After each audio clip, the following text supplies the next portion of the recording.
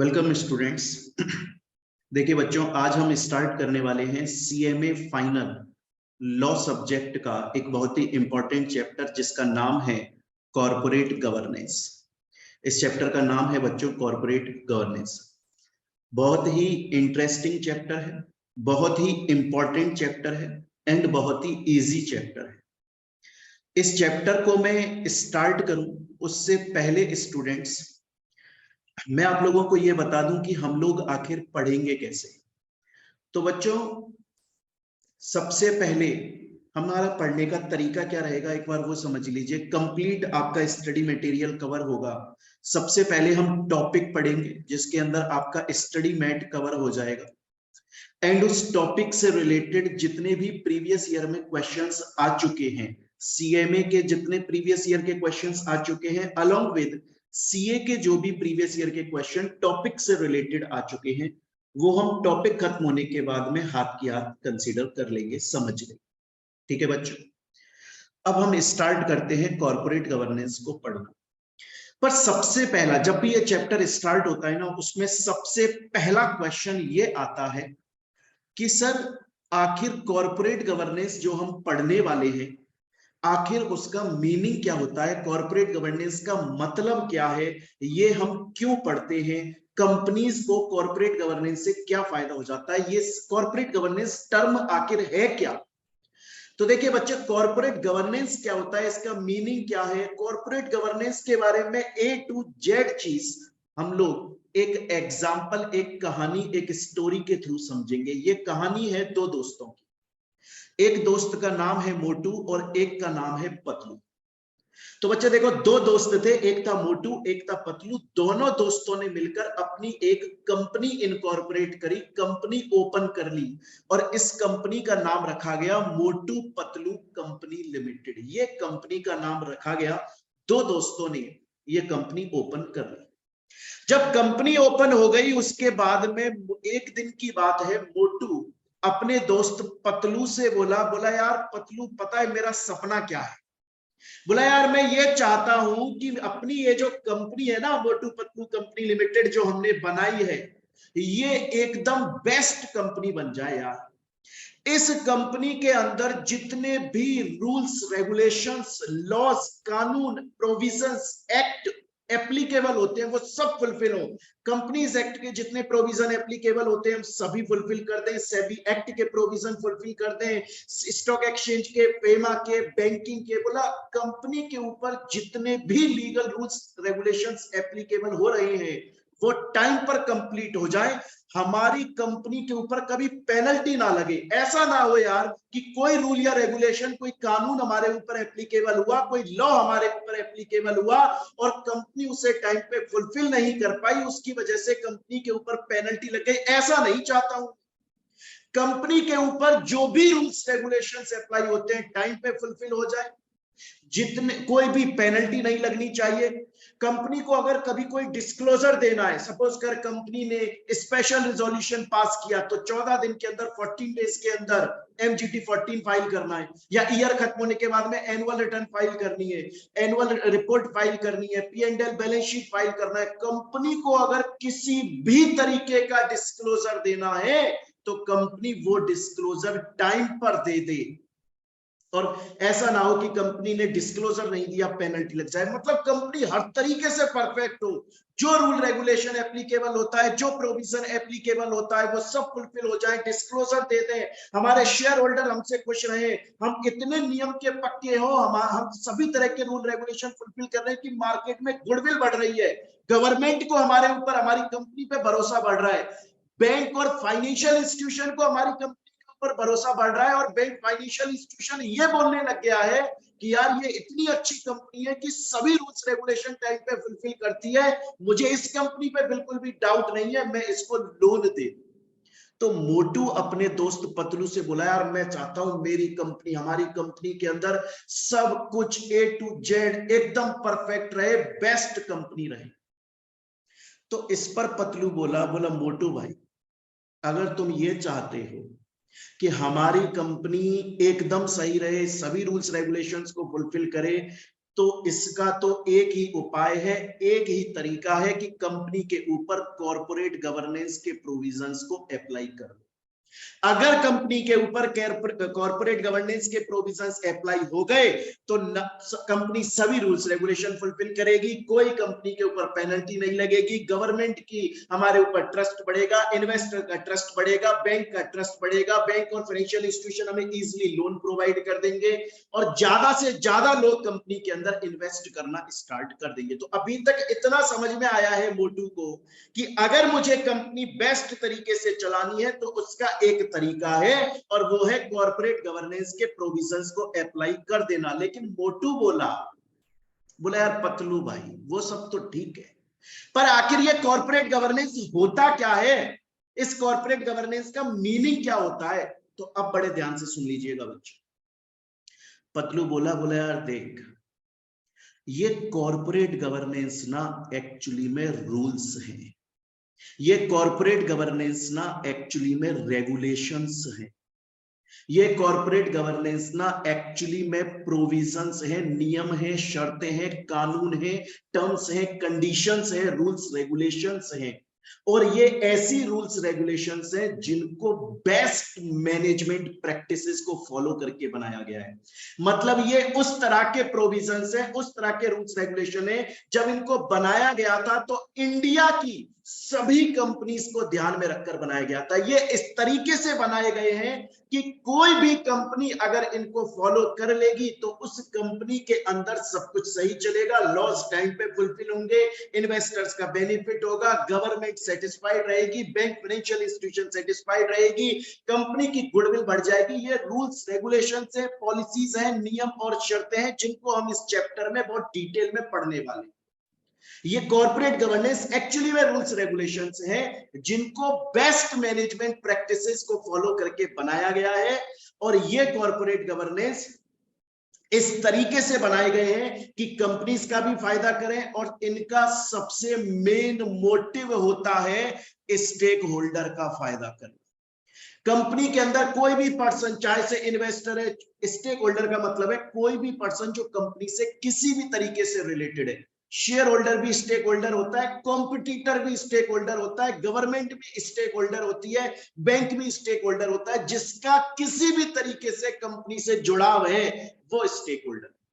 तो पतलू बोला यार कॉर्पोरेट गवर्नेंस ना पॉलिसीज है, रूल्स रेगुलेशंस है, नियम शर्तें हैं, कानून है जिनको बेस्ट मैनेजमेंट प्रैक्टिसेस को फॉलो करके बनाया गया है। इस तरीके से बनाया गया है कि पूरी इंडिया की कंपनीज इसको अपने ऊपर अप्लाई कर सकती है और अगर उन्होंने इसको अपने ऊपर अप्लाई कर लिया तो उनकी गुडविल बढ़ती है, लॉस टाइम पे फुलफिल होते हैं, पेनल्टी नहीं लगती, मार्केट में इमेज बढ़ती है, इन्वेस्टमेंट बढ़ता है, सेल बढ़ती है, प्रॉफिट बढ़ता है, कंपनी की खुद का एक कॉन्फिडेंस बिल्डअप हो जाता है। और ये कॉर्पोरेट गवर्नेंस सबका फायदा करती है, मेजरली ये शेयर होल्डर, इन्वेस्टर, इनका पब्लिक का फायदा ज्यादातर करती है।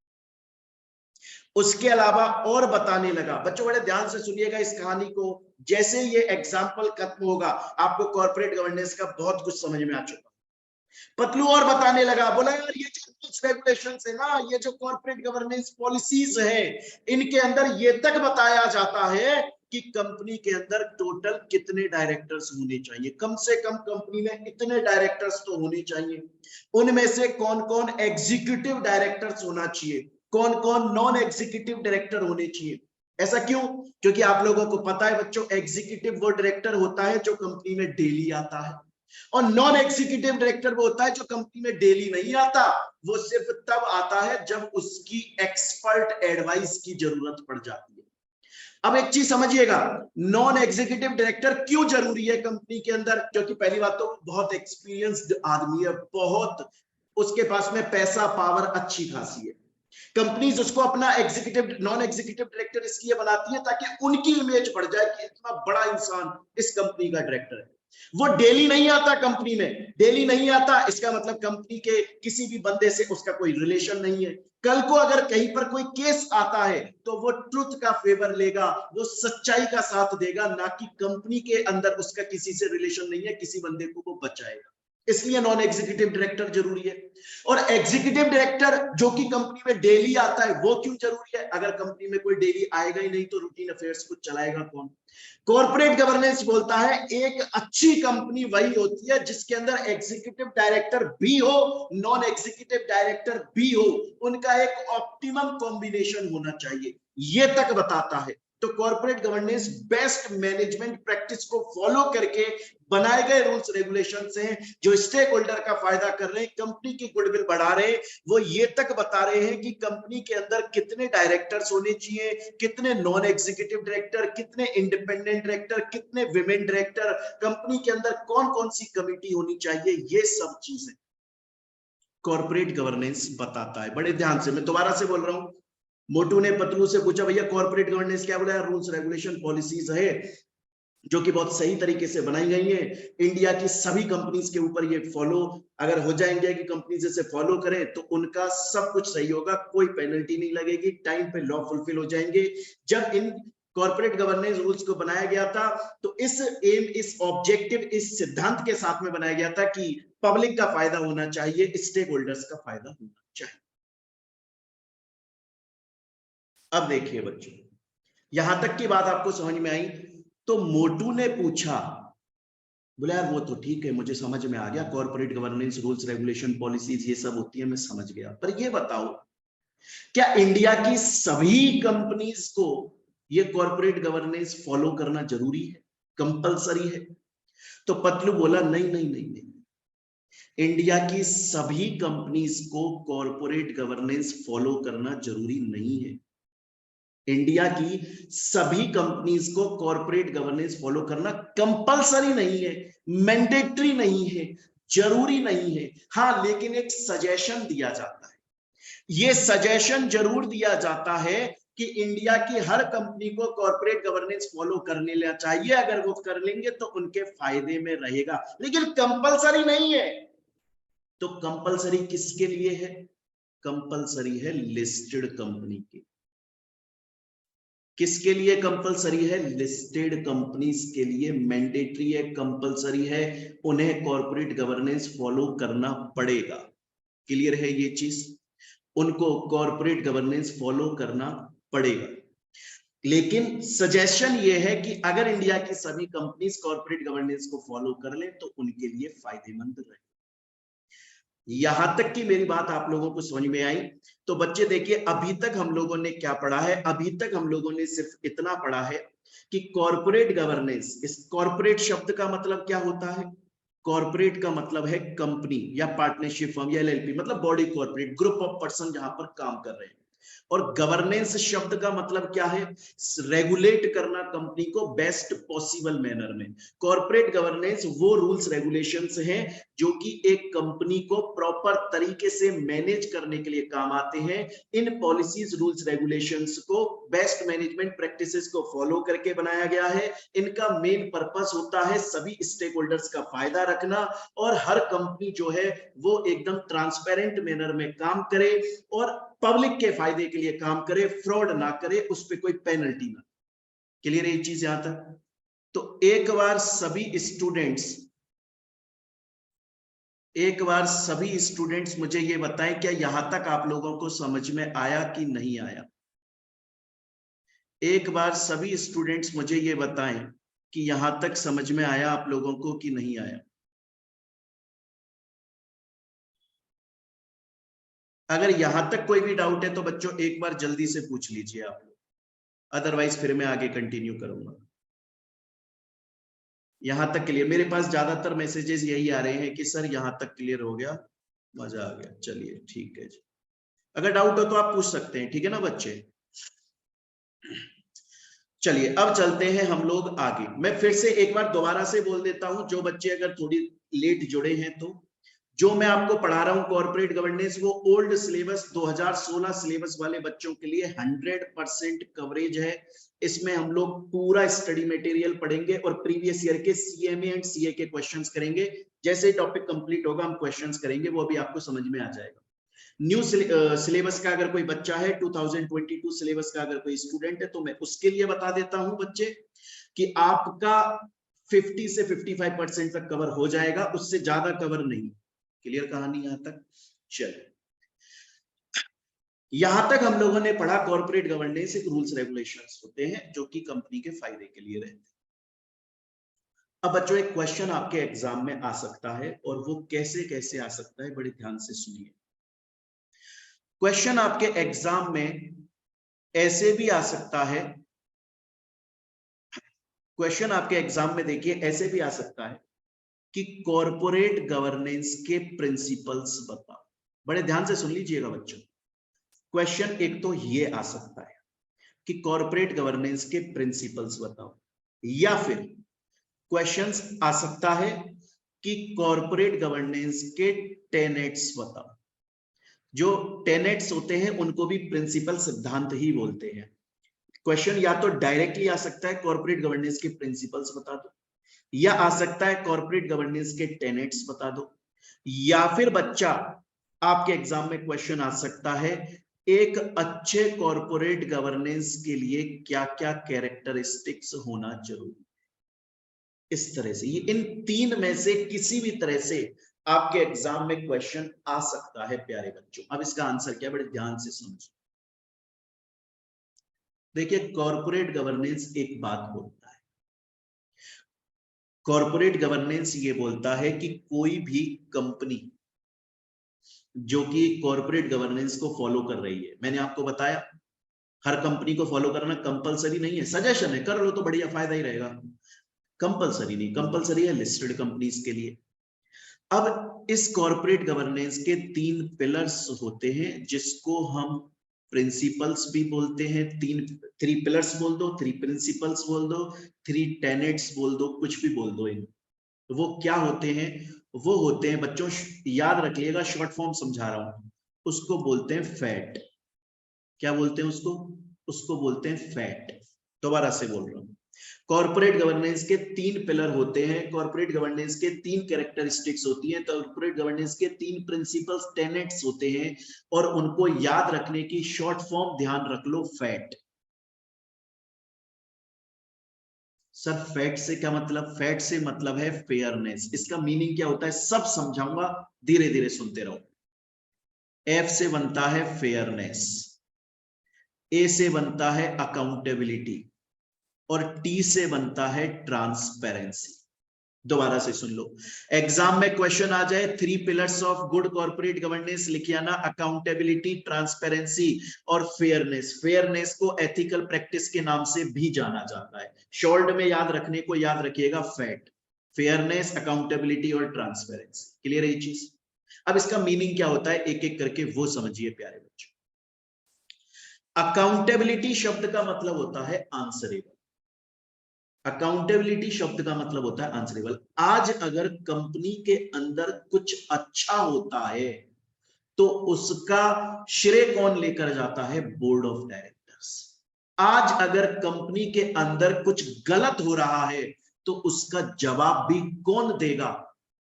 बोर्ड। अकाउंटेबल का मतलब है कौन है रेस्पॉन्सिबल, कौन आंसरेबल है। सपोज करो आपकी दुकान है, ऐसा होता है ना, आप में से बहुत सारे बच्चे ऐसे होंगे जिनके पापा या बड़े भाई दुकान करते होंगे, शॉप करते होंगे, शोरूम करते होंगे, बिजनेस करते हैं, मेरा कहने का मतलब ये। और आपकी दुकान पर, शोरूम पर एक लड़का रहता है जो आपके लिए काम करता है, आपका सर्वेंट है। उसका बाजू वाले किसी से लड़ाई हो गई, वो पता है जो पड़ोसी जिससे लड़ाई हुई है वो उस सर्वेंट से कुछ नहीं बोलेगा, वो आपके पापा या बड़े भाई के पास में आ जाएगा, बोला साहब कैसा लड़का रखते हो आप। आंसरेबल कौन है? तो कंपनी के अंदर अगर कुछ अच्छा होता है, बोर्ड ऑफ डायरेक्टर बोलते हैं देखो हमने बढ़िया किया, तो भाई कुछ गलत होगा वो भी तुम उसके लिए आंसरेबल। कॉर्पोरेट गवर्नेंस बोलता है आपको जिम्मेदारी लेनी पड़ेगी। कंपनी में रूल्स रेगुलेशन अगर फुलफिल नहीं हो रहे हैं, ये गलती बोर्ड ऑफ डायरेक्टर्स की है। तुमने क्यों स्ट्रिक्टनेस नहीं लगाई कंपनी के अंदर? क्यों तुम अगर टाइम पे फुलफिल नहीं होते रूल्स रेगुलेशन, पेनल्टी लगाओ लोगों के ऊपर।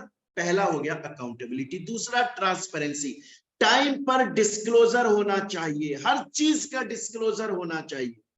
कंपनी जब अपना एनुअल रिटर्न लाता है पब्लिश करती है, कंपनी जब अपनी एनुअल रिपोर्ट लाती है पब्लिश करती है, कंपनी अपने P&L बैलेंस शीट को पब्लिश करती है, कंपनी अपने क्वार्टर के फाइनेंशियल रिजल्ट्स को पब्लिश करती है।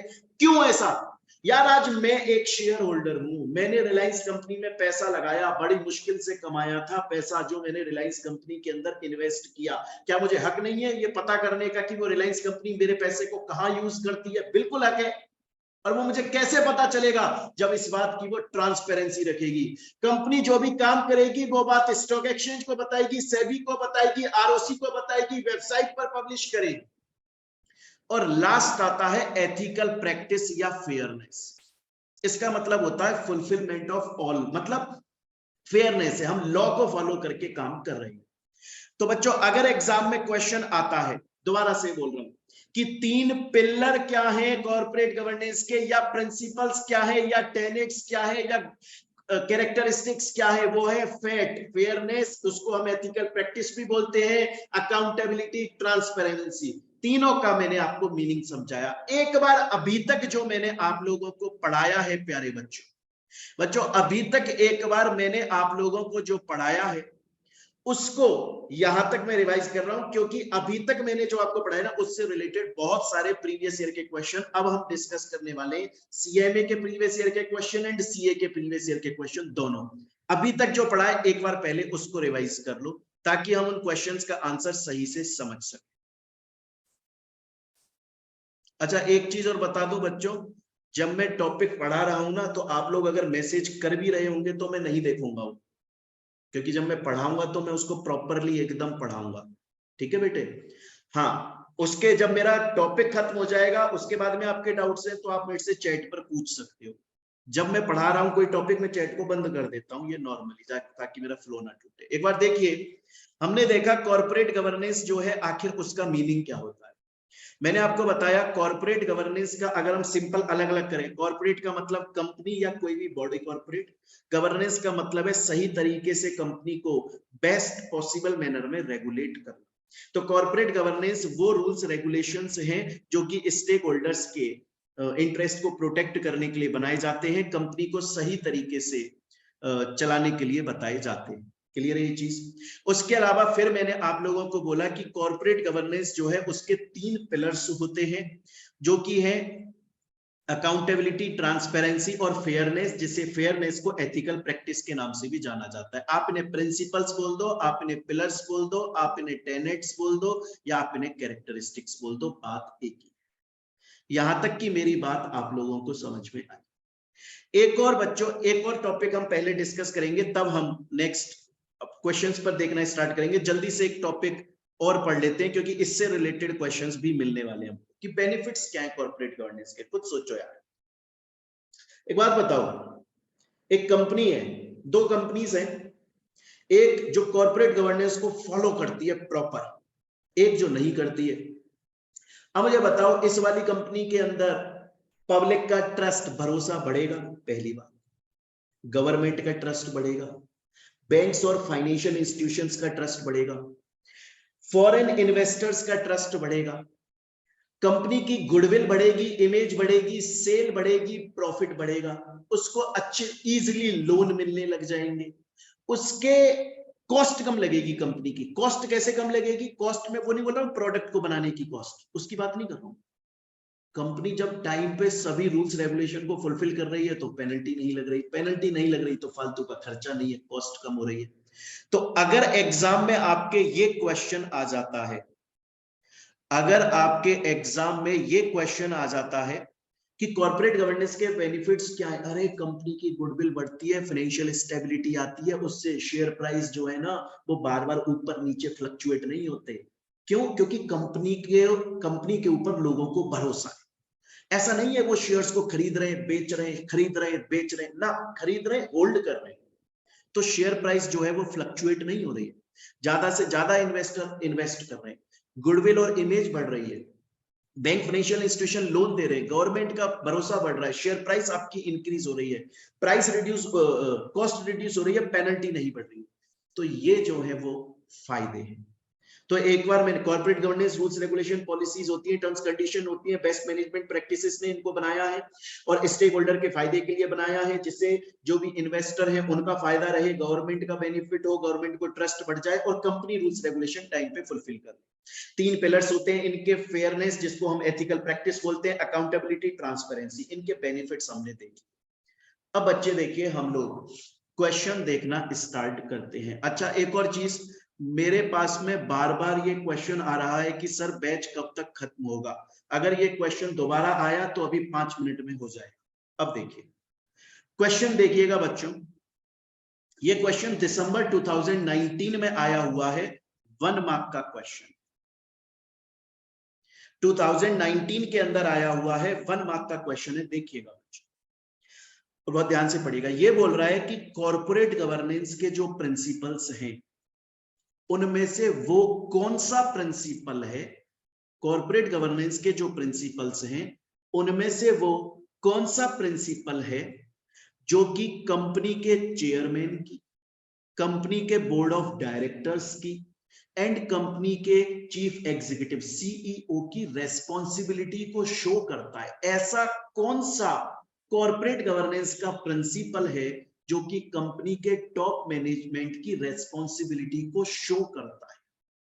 अब आप लोग खुद सोचिए, एक बार आपको ऑप्शन दिए, देखो बहुत सारे बच्चों के जवाब सही आने लग गए। इंडिपेंडेंस ना जीना, ट्रांसपेरेंसी, ट्रांसपेरेंसी रेस्पॉन्सिबिलिटी को शो नहीं करता ना। एथिक्स, रेस्पॉन्सिबिलिटी का मतलब है आंसरेबल, कंपनी में कुछ गलत हुआ तो उसके लिए आप जिम्मेदार हो। सभी बच्चों का आंसर सही है, अकाउंटेबिलिटी। सभी का आंसर एकदम करेक्ट है, अकाउंटेबिलिटी। ये क्वेश्चन सभी बच्चों दिसंबर 2019 के अंदर आया हुआ है। क्लियर है यहां तक? अब देखिए नेक्स्ट क्वेश्चन, आराम आराम से देखेंगे बच्चों एक एक। इसमें मैं फिर से बोल रहा हूं सीएमए के और सीए के दोनों के क्वेश्चंस हम लोग कर रहे हैं, टॉपिक वाइज हम लोग कर रहे हैं। अगर पूछेगा महेश तो लिख सकते हो बच्चे आप, अगर वो पूछेगा तो लिख सकते हो, उसका रीजन एक्सप्लेनेशन अगर मान लो, अगर एग्जाम हालांकि आएगा, अगर पैटर्न के हिसाब से आप बोलो कि सर एग्जाम पैटर्न के हिसाब से क्या हमें एक्सप्लेनेशन भी लिखना पड़ेगा इस क्वेश्चन का, हाँ जी लिखना पड़ेगा। 2 मार्क का क्वेश्चन आएगा आपका। अभी तक जो पैटर्न है सीएमए उसको चेंज कर देगा तो बात अलग है, अभी तक जो पैटर्न है ना उसके हिसाब से आपको आंसर के साथ में उसका रीजन भी लिखना पड़ता है। रीजन आप लिख सकते हो। अकाउंटेबिलिटी का मतलब होता है बोर्ड ऑफ डायरेक्टर्स या टॉप मैनेजमेंट इज आंसरेबल, जो टॉप मैनेजमेंट है वो आंसरेबल है, जो भी कंपनी के अंदर गलतियां हो रही हैं उनके लिए उसे उनकी जिम्मेदारी लेनी पड़ेगी, उन्हें बताना पड़ेगा कितने टाइम के अंदर उस गलती को वो करेक्ट कर देंगे। देखिएगा बच्चों नेक्स्ट क्वेश्चन, नेक्स्ट क्वेश्चन ये सीएमए के अंदर आया हुआ है कि कॉर्पोरेट गवर्नेंस की इंडिया के अंदर आखिर नीड क्या है, आखिर जरूरत क्या है। अरे यार ये तो बड़ा ही सिंपल क्वेश्चन है भाई। कॉर्पोरेट गवर्नेंस अगर आ जाएगा तो उससे कंपनी का फायदा हो रहा है, उससे इन्वेस्टर का ट्रस्ट, जो बेनिफिट्स हैं वही आएंगे, ट्रस्ट बढ़ रहा है, उससे करप्शन कम हो रहा है ना। हाँ बेनिफिट्स वाले आ जाएंगे, ग्लोबल मार्केट में एक्सेस हो रहा है, आज ऑब्वियस बात है ना। आज आप सोचिए कि फॉरेन की इन्वेस्टर्स जो है वो कौन सी इंडियन कंपनी में इन्वेस्ट करना चाहेंगे। क्या कोई अमेरिका का एक भी इंसान किंगफिशर में करना चाहेगा इन्वेस्टमेंट? नहीं करेगा, क्योंकि फ्रॉड में फंस चुकी है। रिलायंस में करना चाहेगा? बिल्कुल करेगा, फ्रॉड का कोई भी उसके ऊपर धब्बा नहीं। एंटरप्राइज वैल्यूएशन बढ़ेगा, लोग कितने जोड़ रहे हैं, वैल्यूएशन अपना बढ़ता हुआ चला जाएगा, अकाउंटेबिलिटी बढ़ेगी, इसलिए कॉर्पोरेट गवर्नेंस जरूरी है। तो जितने भी बेनिफिट्स हैं वो नीड में आ जाएंगे आपके। बच्चों अगर कोई भी डाउट हो आप लोग पूछ सकते हैं यहाँ पर, अभी तक हम लोग जितना पढ़ रहे हैं अगर उसमें जो भी डाउट है प्यारे बच्चों आप लोग पूछ सकते हैं अभी। नेक्स्ट क्वेश्चन देखिए स्टूडेंट्स, नेक्स्ट क्वेश्चन क्या बोल रहा है, ये क्वेश्चन अभी आया हुआ है। हाँ छवि, इसमें थोड़ा सा आप चाहोगे तो वो डिटेल में एक्सप्लेन कर सकते हो आप इसको, है ना। वो डिपेंड करता है कि आपका क्वेश्चन कितने मार्क्स का है। अगर आपका शॉर्ट आंसर क्वेश्चन है तो आपको इतना ही आंसर लिखना होगा। अगर वो आपका बहुत लॉन्ग में दे रहा है आपको तो फिर इन्हीं पॉइंट्स को आपको एक्सप्लेन करना पड़ेगा, वो डिपेंड करता है मार्क्स के ऊपर। क्लियर ये चीज? अब देखिए स्टूडेंट्स नेक्स्ट क्वेश्चन बहुत ही इंपॉर्टेंट क्वेश्चन है ये। Corporate governance is about promoting fairness, is it truly beneficial? ये बोल रहा है कमेंट करने को, डिस्कस करने को आया है। और ये बोल रहा है कॉर्पोरेट गवर्नेंस का मतलब होता है फेयरनेस को प्रमोट करना। क्या सच में ये बेनिफिशियल होता है कंपनीज के लिए? तो आप लोगों को आंसर ये लिखना पड़ेगा कि कॉर्पोरेट गवर्नेंस का जो स्ट्रक्चर है ना, वो बेसिकली बात करता है अकाउंटेबिलिटी के ऊपर, की कंपनी के जो टॉप मैनेजमेंट है वो अकाउंटेबल होनी चाहिए, उन्हें सही से डिसीजन लेने चाहिए जो कि इन्वेस्टर्स के बेनिफिट में चले जाएं। टॉप लेवल का बिहेवियर एकदम एक्यूरेट होना चाहिए, प्रोफेशनलिज्म उसमें शो होना चाहिए, और वो जो भी डिसीजन लेंगे वो सही तरीके से कंपनी के अंदर परफॉर्म होने चाहिए, सही से इंप्लीमेंट होने चाहिए। उस तो ये फेयरनेस है कि ट्रांसपेरेंसी रहनी चाहिए। टॉप मैनेजमेंट जो भी डिसीजन ले रहा है लोगों के फायदे के लिए डिसीजन ले रहा है। क्लियर है ये चीज? क्वेश्चन अब ये आता है कि क्या इससे फायदा होता है? क्वेश्चन ये बोल रहे हैं क्या ये बेनिफिशियल है? हाँ जी, ये बिल्कुल बेनिफिशियल है। इससे कंपनी की फाइनेंशियल परफॉर्मेंस इंप्रूव हो रही है, इससे कॉस्ट रिड्यूस हो रही है, ब्रांड इमेज आपकी इंप्रूव हो रही है, सेल्स बढ़ रही है, कस्टमर आपके ऊपर भरोसा कर रहे हैं। तो आंसर आप देखोगे तो बेनिफिट्स वाला भी सेम है, आंसर आप देखोगे नीड वाला भी सेम है, आंसर आप देखोगे कि क्या फेयर कॉर्पोरेट गवर्नेंस जो फेयरनेस को प्रमोट करती है वो बेनिफिशियल है, वो भी सेम है। डिपेंड करता है कि ये इनडायरेक्ट वे में दिया हुआ है, तो पहले आपको शुरू के 2 पॉइंट्स ये सही से लिखने पड़ेंगे। और क्वेश्चंस देखते हैं जो कि इन्हीं टॉपिक से आए हुए हैं बच्चों। अब जो क्वेश्चन मैं आपको बताने वाला हूं ये आपके आउट ऑफ सिलेबस क्वेश्चन है, लेकिन ये आया हुआ है एग्जाम के अंदर। ये आपके सिलेबस का पार्ट नहीं है प्यारे बच्चों, पर ये आपके एग्जाम में आया हुआ है। जल्दी से देखें क्वेश्चन क्या बोल रहा है।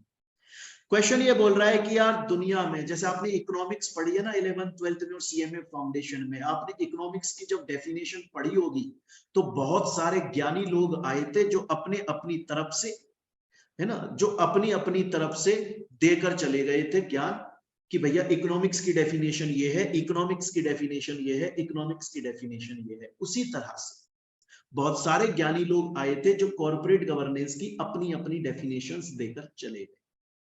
क्वेश्चन ये आता है कि जितने भी फेमस लोग आए और कॉर्पोरेट गवर्नेंस की डेफिनेशन देकर गए, हम उनकी डेफिनेशन से एग्री करते हैं कि नहीं करते, या हम बहुत स्ट्रांगली एग्री करते हैं कि एकदम सही बोलकर गए, या हम डिसएग्री करते हैं, या हम थोड़ा बहुत एग्री करते हैं। हमें ये बताना है। ये क्वेश्चन सीएमए में आपके आया हुआ है, जबकि आपके सिलेबस का पार्ट नहीं है, अच्छे खासे मार्क्स का आया हुआ है। आराम से इसको समझ लीजिए। इसको बहुत बार मैंने, जब जो हमारे रेगुलर टेस्ट चलते हैं उनके अंदर भी, हाँ महेश बिल्कुल, हमारे जो रेगुलर टेस्ट चलते हैं उनके अंदर भी काफी बार पूछा हुआ है। बात ध्यान से देखिएगा बच्चों, एक एक करके हम ये देखने वाले हैं। क्वेश्चन समझ में आया? क्वेश्चन ये बोल रहा है कि बहुत सारे एक्सपर्ट फेमस लोग आए जिन्होंने कॉर्पोरेट गवर्नेंस की अपनी अपनी डेफिनेशन दी। उनकी डेफिनेशन को ध्यान में रखते हुए बताइए क्या आप उनकी डेफिनेशन से एग्री करते हो, बहुत ज्यादा एग्री करते हो, थोड़ा कम एग्री करते हो, बिल्कुल डिसएग्री करते हो, ये बताओ। एक एक करके समझेंगे। 1994 के अंदर एक आदमी आया जिसका नाम था पार्किंसन। सबने आपने नाम सुना हुआ है इसका। इसने क्या बोला? इसने बोला कॉर्पोरेट गवर्नेंस एक ऐसा प्रोसेस है जो कि मेनली सुपरवाइज करता है और कंट्रोल करता है, जो कि मेनली सुपरवाइज करता है और कंट्रोल करता है कि, और एंश्योर, और क्यों, उसका क्या इंटेंशन है कि कंपनी का जो मैनेजमेंट है वो इस तरीके से काम कर रहा है कि शेयर होल्डर्स का इंटरेस्ट प्रोटेक्ट हो रहा है। भाई उसने, पार्किंसन जो 1994 के अंदर आया, उसने एक बात मेन बोली। उसने ये बोला कि कॉर्पोरेट गवर्नेंस एक प्रोसेस है जिसके अंदर हमें कंपनी को लगातार बार बार सुपरवाइज करना पड़ता है, कंपनी को कंट्रोल करना पड़ता है, ये चेक करना पड़ता है कि कंपनी के अंदर जो भी एक्टिविटी हो रही है वो शेयर होल्डर्स के फायदे के लिए हो रही है। तो भाई ये तो बिल्कुल बात सही है, क्योंकि कॉर्पोरेट गवर्नेंस इसी बात को बोलता है कि शेयर होल्डर और स्टेक होल्डर्स का फायदा होना चाहिए। इससे हम स्ट्रांगली एग्री करते हैं। एक बार सभी स्टूडेंट्स चैट पर बताएं यहां तक आपको समझ में आया? अभी इस क्वेश्चन का आंसर लंबा है और चलने वाला है, पर मैं चाहता हूं यहां तक आप लोगों को समझ में आया।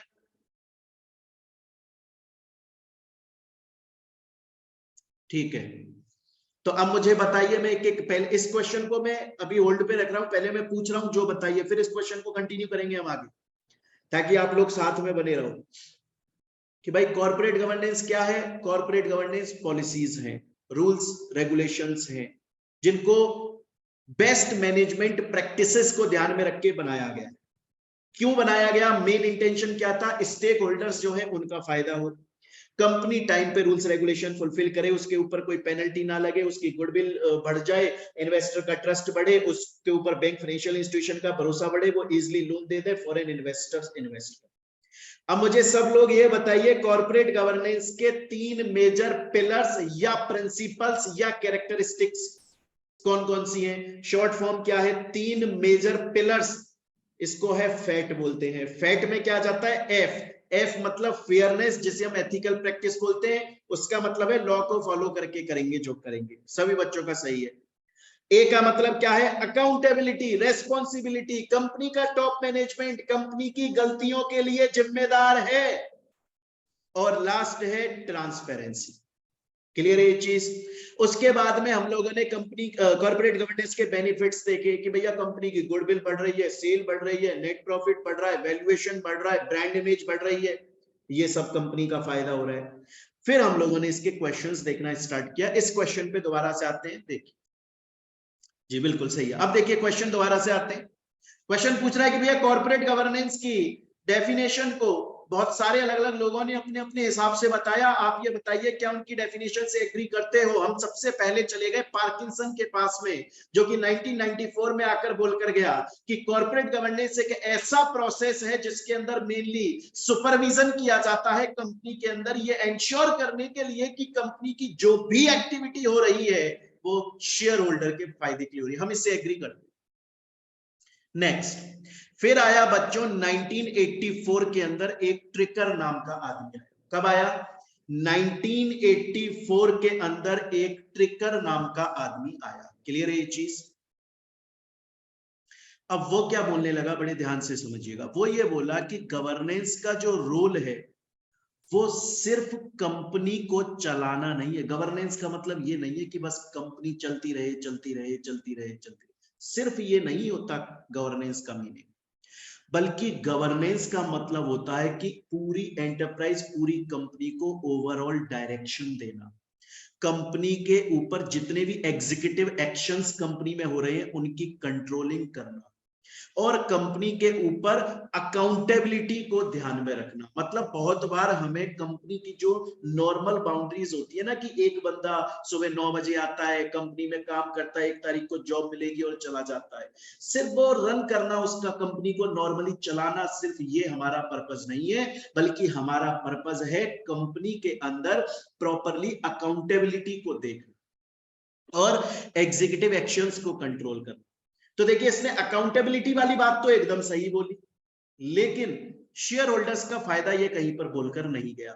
इसलिए हम बोल सकते हैं कि हाँ हम इससे एग्री करते हैं, स्ट्रांगली एग्री नहीं करते क्योंकि शेयर होल्डर वाला पॉइंट छोड़ा, बट एग्री तो करते हैं, अकाउंटेबिलिटी को तो सपोर्ट करता है।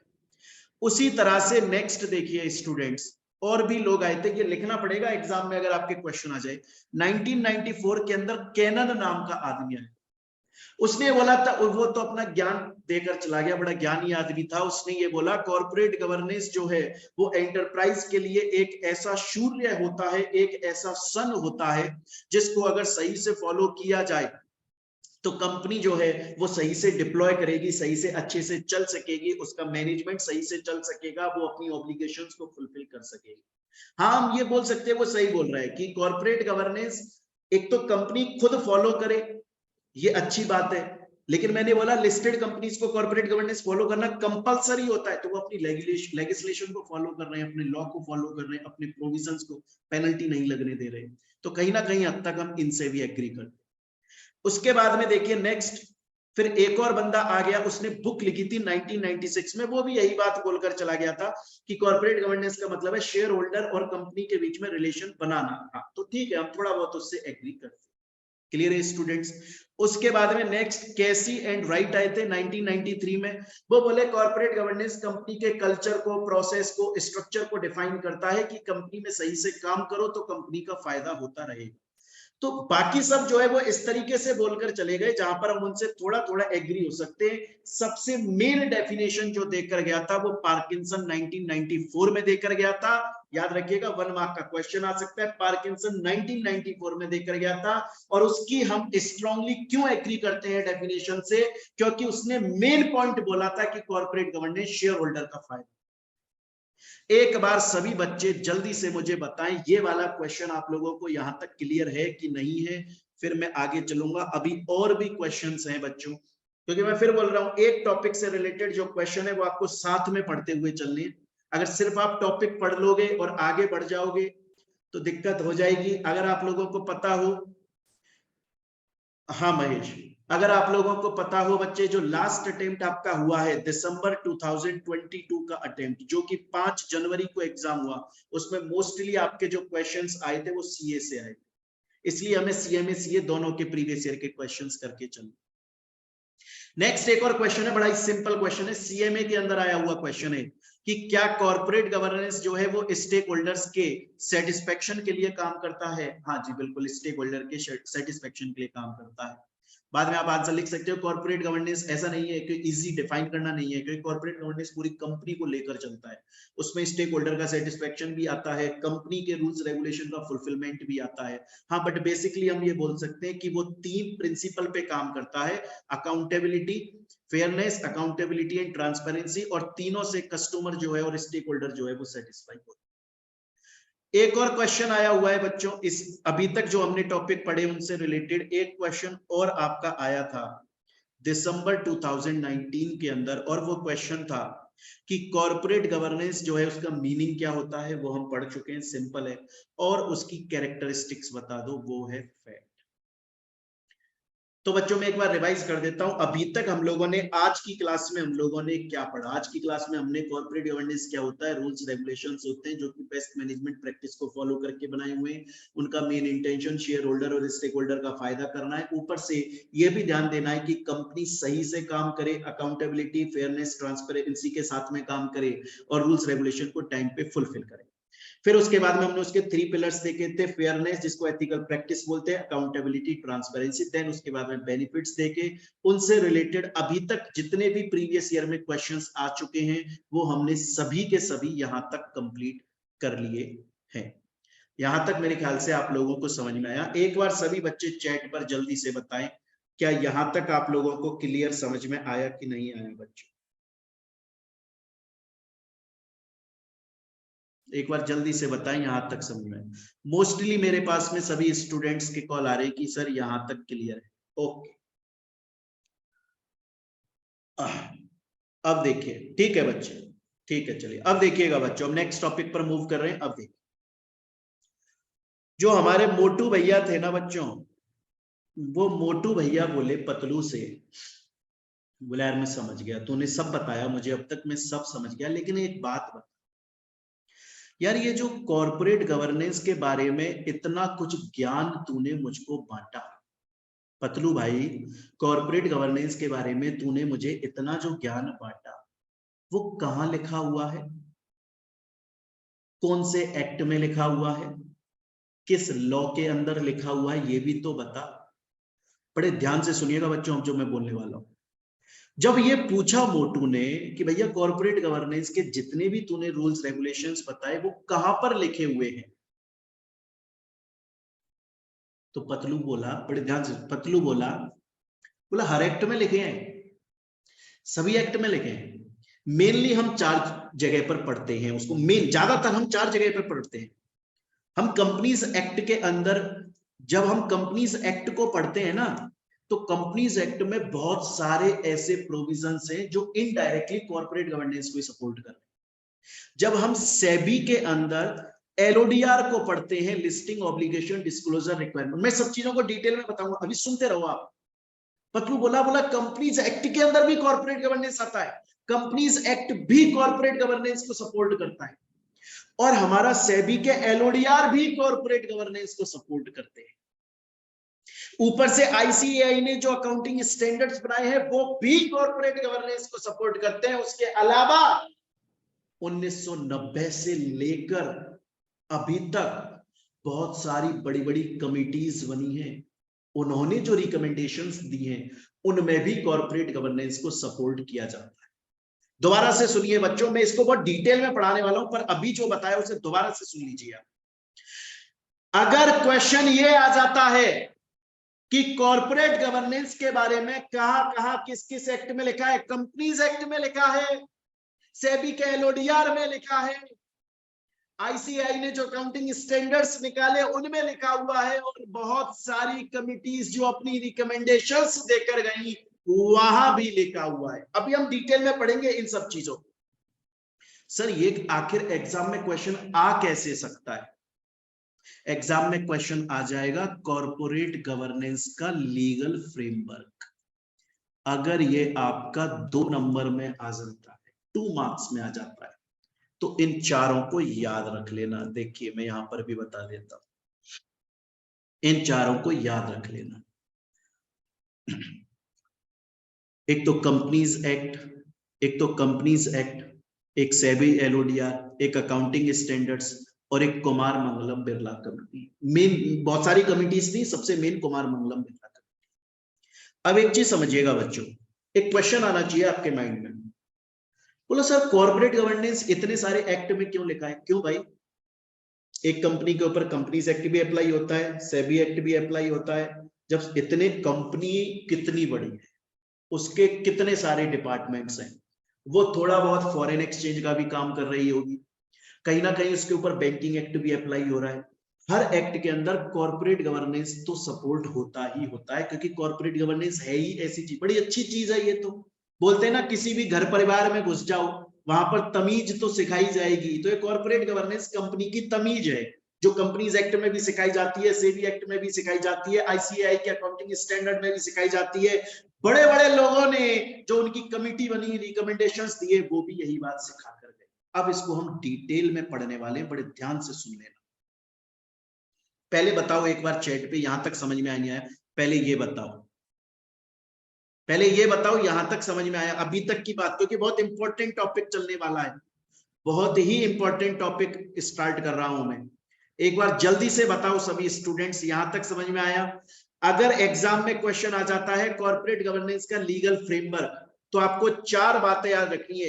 इसका मतलब मैं भी समझा चुका हूं, कॉर्पोरेट गवर्नेंस कौन कौन से एक्ट में लिखा है, बहुत सारों में लिखा है। हम मेनली 4 में पढ़ते हैं हमारे सीएमए के लिए। एक पढ़ते हैं कंपनीज एक्ट में, एक सेबी एलओडीआर में, एक पढ़ते हैं आईसीएआई के अकाउंटिंग स्टैंडर्ड्स में, और एक पढ़ते हैं कमिटीज में। मेरे पास में आंसर आ रहे हैं कि हाँ जी सर समझ में आ गया, अच्छी बात है। देखो जब मैंने स्टूडेंट्स को ये पढ़ाना शुरू किया कि भाई कॉर्पोरेट गवर्नेंस का जो लीगल फ्रेमवर्क है वो इन 4 जगह पर बहुत ही डिटेल में लिखा है, स्टूडेंट बोला मैं नहीं मानता सर आपकी बात को, आप गलत बोलते हो। बताओ सर कंपनीज एक्ट में कहां लिखा है, मुझे बताओ, प्रूव करो।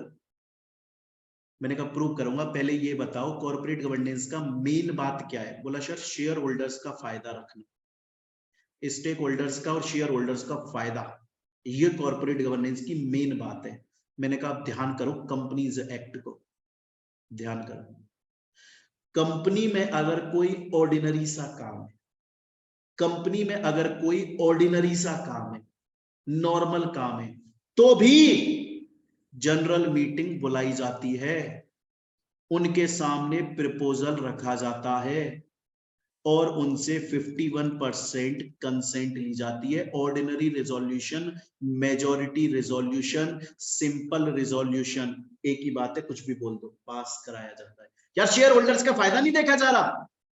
आज अगर कंपनी कोई ऑर्डिनरी सा काम कर रही है, कोई सिंपल सा काम कर रही है, मर्जी से नहीं कर रही है, पहले जनरल मीटिंग का नोटिस दे रही है, जनरल मीटिंग बुला रही है, मेंबर्स के सामने, शेयर होल्डर्स के सामने प्रपोजल रख रही है, उनसे वोटिंग करवा रही है, उनसे बोल रही है 51% अप्रूवल दे दो, जब वो अप्रूव कर रहे हैं तब जाकर कंपनी काम कर रही है। और इससे ज्यादा क्या कॉर्पोरेट गवर्नेंस चाहिए? कंपनीज एक्ट करता है सपोर्ट। ऐसे स्पेशल मैटर्स के केस में तो 75% अप्रूवल दे रही है। कितना ज्यादा इंपॉर्टेंस दी जा रही है शेयर होल्डर्स को, कि अगर 75% लोग फेवर में बोलेंगे तो हम ये काम करेंगे। देखो कंपनीज एक्ट सपोर्ट करता है। देखो कंपनीज एक्ट के अंदर आपको कितना फायदा दिया जा रहा है, सेक्शन 108 से लेके 1010 को पढ़ लो। 108 से लेके 110 को पढ़ लो, 114 को पढ़ लो, कितना फायदा दिया जा रहा है। घर पे बैठो, मेंबर्स हो, घर पे बैठो, बैठे बैठे इलेक्ट्रॉनिकली वोट दे दो। देखो कंपनी आपका कितना फायदा करती है। कंपनी जो डिसीजन लेने वाली है उसमें आपका भी हिस्सा मांग रही है कि आप अपना बताओ, आप इस प्रपोजल पे हाँ बोलते हो कि ना बोलते हो। मीटिंग में नहीं आना चाहते, बस का किराया नहीं खर्च करना चाहते, घर पे बैठ के इलेक्ट्रॉनिकली वोट दे दो यार, ऑडियो विजुअल मीन से वोट दे दो। तो अगर अब कोई भी क्वेश्चन आपसे ये पूछता है कि कंपनीज एक्ट के अंदर कहां पर लिखा हुआ है कॉर्पोरेट गवर्नेंस, उसको पहले बोलना, बोला देख पहले ये समझ कि कॉर्पोरेट गवर्नेंस का मेन काम होता है शेयर होल्डर्स का फायदा देखना, स्टेक होल्डर्स का फायदा देखना। अब आजा कंपनीज एक्ट में कहां कहां शेयर होल्डर का फायदा है। अगर किसी को ऑप्रेस कर दिया गया तो एप्लीकेशन लगा सकते हो ऑपरेशन मिसमैनेजमेंट के केस में। ऑर्डिनरी रिजोल्यूशन पास हो रहा है, स्पेशल रिजोल्यूशन पास हो रहा है, उसके अलावा आपका घर पे बैठे बैठे आपको वोट देने का फायदा। एक बार मुझे यहां तक बताएं बच्चों, यहां तक आप लोगों को समझ में आया कि नहीं आया? बिल्कुल बच्चों, एक बार पहले यहां तक क्लियर करेंगे सभी स्टूडेंट्स, यहां तक समझ में आया कि नहीं आया, फिर मैं आगे चलूं। ज्यादातर स्टूडेंट्स का मेरे पास में आ रहा है कि सर समझ में आ चुका है, क्लियर है। तो अभी तक हमने जो पढ़ा मैं उसे रिवाइज कर रहा हूं। अभी तक हम लोगों ने पढ़ा कॉर्पोरेट गवर्नेंस क्या है। कॉर्पोरेट गवर्नेंस रूल्स रेगुलेशंस है, पॉलिसीज है जो कि बेस्ट मैनेजमेंट प्रैक्टिस को फॉलो करके बनाई गई है, जिनका मेन इंटेंशन है स्टेक होल्डर्स का फायदा देना। दूसरा, कंपनी अकाउंटेबिलिटी ट्रांसपेरेंसी इन सबके साथ में काम करे। इसके 3 पिलर, जिनको हम प्रिंसिपल, जिसको हम टेनेट, जिसको हम कैरेक्टरिस्टिक भी बोलते हैं, वो है फैक्ट, फैक्ट है फेयरनेस, जिसको हम एथिकल प्रैक्टिस बोलते हैं, उसका मतलब होता है लॉ को फॉलो करके काम करना। दूसरा है अकाउंटेबिलिटी, तीसरा है ट्रांसपेरेंसी। बेनिफिट्स हमने देख लिए, और इस टॉपिक, इन टॉपिक से रिलेटेड प्रीवियस ईयर सीएमए और सीए के अंदर जो क्वेश्चंस आए वो भी हम लोगों ने यहां तक डिस्कस कर लिए। फिर हम लोगों ने एक नेक्स्ट टॉपिक स्टार्ट किया, उसमें ये पूछ रहा है कॉर्पोरेट गवर्नेंस का लीगल फ्रेमवर्क क्या है। हमारे सीएमए फाइनल के लिए हम 4 पढ़ते हैं, कंपनीज एक्ट पढ़ते हैं, सेबी का एलओडीआर पढ़ते हैं, आईसीएआई के अकाउंटिंग स्टैंडर्ड्स को ध्यान में रखते हैं, और उसके अलावा हम बहुत सारी कमिटीज की रिकमेंडेशंस को देखते हैं, जिसमें से सबसे मेन कमिटी की रिकमेंडेशन कुमार मंगलम बिरला की होती है। ऐसा क्यों, वो सब पढ़ेंगे आगे की। तो स्टूडेंट्स, आज की क्लास में अभी तक हम लोग यहीं पर यहां तक पढ़ेंगे, बाकी का हम लोग आगे कंटिन्यू करेंगे, क्योंकि एक ही दिन में सब कुछ कर देना फिर वो मजा नहीं आएगा, फिर वो खींचने वाली बात हो जाएगी ना। तो आप लोगों को यहां तक क्लियर हुआ, मेरे ख्याल से यहां तक समझ में आया। तो एक बार यहां तक आप लोग इसको दोबारा माइंड में रिवाइज करें, ताकि का फिर बाकी का हम कल आगे कंटिन्यू करेंगे, यहीं से कंटिन्यू करेंगे, सब कुछ हम पूरा पढ़ेंगे, बाकी का हम कल